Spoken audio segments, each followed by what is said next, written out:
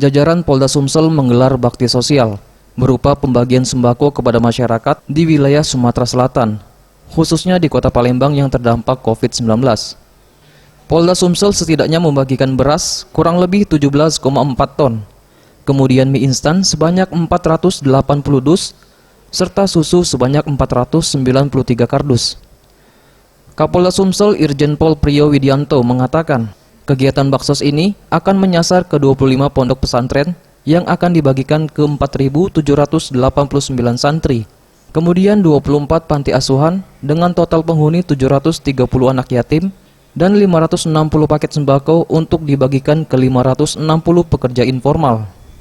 Kapolda Sumsel juga menambahkan, pihaknya pun menyalurkan 13.000 paket sembako dan 6.000 makanan siap saji serta 1.100 kotak masker. Kita Polda Sumatera Selatan dan seluruh jajaran Polres melaksanakan kegiatan bakti sosial secara serentak.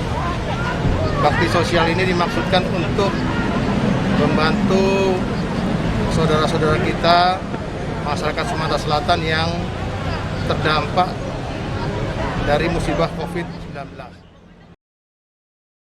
Tim Liputan, Sriwijaya TV.